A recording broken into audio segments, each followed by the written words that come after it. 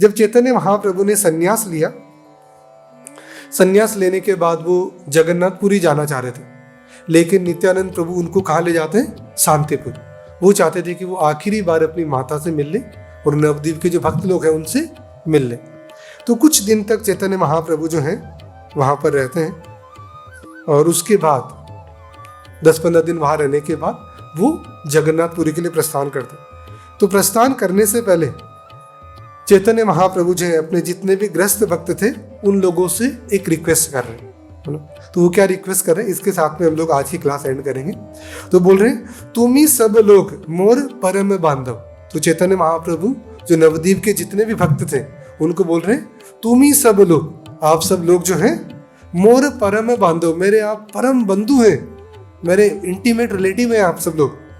ए भिक्षा मांगो मोरे देह तुम ही सब, मैं आपसे एक भिक्षा मांगता हूँ, एक चीज मांगता हूँ, क्योंकि वो सन्यासी थे तो बहुत ही हम्बली बोलते कि मैं आपसे एक भिक्षा मांगता हूँ। क्या भिक्षा मांग रहे हैं? गरे जाहा करे सदा कृष्ण संकीर्तन, मतलब घर जाकर के आप क्या करें? घर जाह करे सदा कृष्ण संकीर्तन। ऐसे नहीं बोल रहे घर जाह करे सुबह शाम संकीर्तन, सुबह शाम नहीं बोल रहे, क्या बोल रहे हैं? घर जाह करे सदा कृष्ण संकीर्तन। आप घर जाकर के हमेशा हरे कृष्ण महामंत्र का कीर्तन करें, कृष्ण नाम, कृष्ण कथा, कृष्ण आराधन, और भगवान कृष्ण के नाम का कीर्तन करें, उनके नाम का जप करें, और कृष्ण कथा, आप भगवत गीता पढ़ें, भागवत पढ़ें, कृष्ण कथा की चर्चा करें। तो ये कृष्णा कॉन्शियसनेस मूवमेंट है, ये हरे कृष्णा जो आंदोलन है ये पूरा एक श्लोक में समराइज हो जाता है। ऐसा नहीं कि चैतन्य महाप्रभु ने संन्यास लिया तो हम सबको भी संन्यास लेने की जरूरत है, गृहस्थ आश्रम को छोड़ने की जरूरत नहीं है। बस जहाँ कहीं पे भी हम लोग हैं, इसलिए इसको बोलते हैं योग, भक्ति योग, भक्ति घटाना नहीं, भक्ति योग। तो जिस भी अवस्था में आप हैं वहाँ पर आप कृष्ण को जोड़ें, आप भगवान कृष्ण के नाम का जप करें।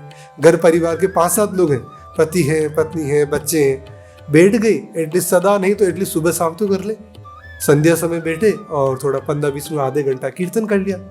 अगर किसी को करताल मृदंग बजाना नहीं आती तो ताली बजा करके, एक्चुअल करताल तो यही है, ताली बजाते हुए कीर्तन कर ले, और थोड़ा 1 श्लोक 2 श्लोक गीता का पढ़ लिया, भागवत का पढ़ लिया, या कृष्णा बुक पढ़ ली। और अगर भगवान की मूर्ति नहीं है, राधा कृष्ण या गौर निताई जगन्नाथ बलदेव नहीं है, तो भगवान की फोटो फ्रेम रखें, इनिशियली है ना, कृष्ण बलराम का फोटो फ्रेम रखें, उसका आरती कर दिया, उनको कुछ भोग लगा दिया, फिर वो प्रसाद सबने ले लिया। तो इस तरह से ये होता है गृहस्थ आश्रम, और गृहस्थ आश्रम के अंदर रहेंगे तभी हम लोग भक्ति में आगे बढ़ेंगे। तो इस तरह से हम लोग आज के श्लोक में हम लोग देख रहे हैं कि अगर कोई व्यक्ति भगवान की भक्ति कर रहा है पर समहाउ उसका पतन भी हो गया तो भी कोई लॉस नहीं, क्योंकि उसने जितना करा है वो उसका परमानेंट क्रेडिट है।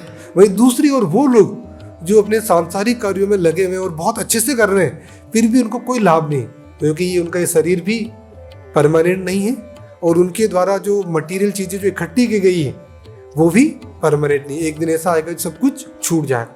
इसलिए हमें हमारी आत्मा के लिए, हमारे परमार्थ के लिए हमें कुछ समय एटलीस्ट, है ना, 1 घंटा 2 घंटा 3 घंटा कुछ हमें इसके लिए देना चाहिए, और धीरे धीरे प्रयास करना चाहिए कि हम लोग 16 माला जप करें, है ना।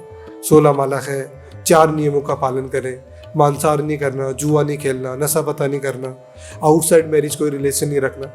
तो इस तरह से हमारा ये जीवन भी बहुत सुखी हो जाएगा, इस जीवन में भी बहुत शांति रहेगी, और अगले आने वाला जीवन तो हम लोग कल्पना भी नहीं कर सकते। वापस से भगवान के धाम जाएं।